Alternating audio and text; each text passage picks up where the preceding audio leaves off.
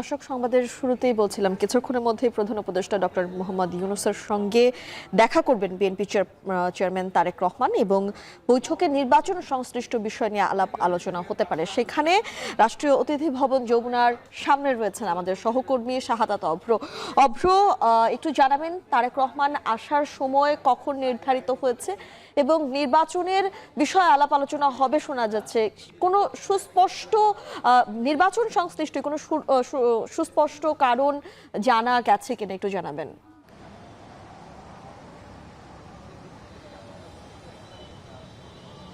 এখনো পর্যন্ত আমার কাছে যতখানি তথ্য রয়েছে সেটিতে কিন্তু হচ্ছে স্পষ্টভাবে নির্বাচন কিংবা আগামীর যে রাজনৈতিক কোনো দিক নির্দেশনা অথবা আলাপ আলোচনার কোনো বিষয় কিন্তু আমরা এখন পর্যন্ত জানতে পারিনি।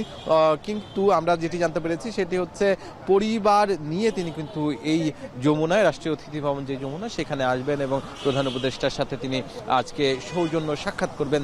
আজকে রাজনৈতিক কোনো এজেন্ডার ব্যাপার আমরা এখনো পর্যন্ত নিশ্চিত নই, তবে কোনো কোনো মাধ্যম থেকে আমরা জানতে পেরেছি যে আজকে মূলত তিনি ঢাকায় আসার পরে প্রথমবারের মতো সৌজন্য সাক্ষাৎ। এর আগে যেদিন কিনা হচ্ছে বেগম খালেদা জিয়ার জানাজা হয় সেই সময় কিন্তু দেখা হয়েছিল একবার, তবে সেইভাবে সাক্ষাৎ কিংবা কথাবার্তা হয়নি।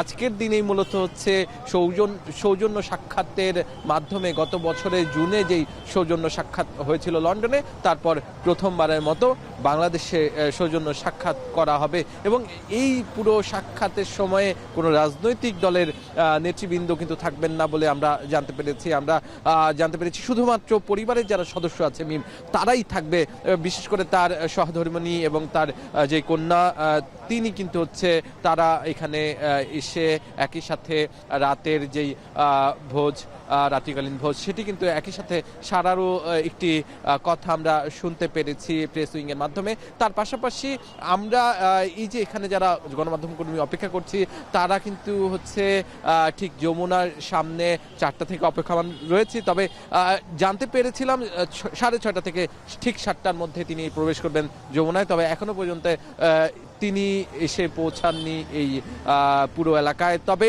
কিছুক্ষণের মধ্যে হয়তোবা এই যে যমুনার যেই প্রবেশদ্বার আছে এখানটায় তাকে দেখা যাবে, আমরা সেটি আপনার মাধ্যমে নিশ্চয়ই দেখানোর চেষ্টা করব। তবে সেই পর্যন্ত কিন্তু আমরা অপেক্ষা করব, তার সাথে সাথে তিনি যদি বের হয়ে কিছু কথা বলতে চান কিংবা গণমাধ্যমের সামনে কথা বলেন সেক্ষেত্রে হয়তোবা আমরা আপনার সাথে যুক্ত হয়ে আবারও জানিয়ে দিব।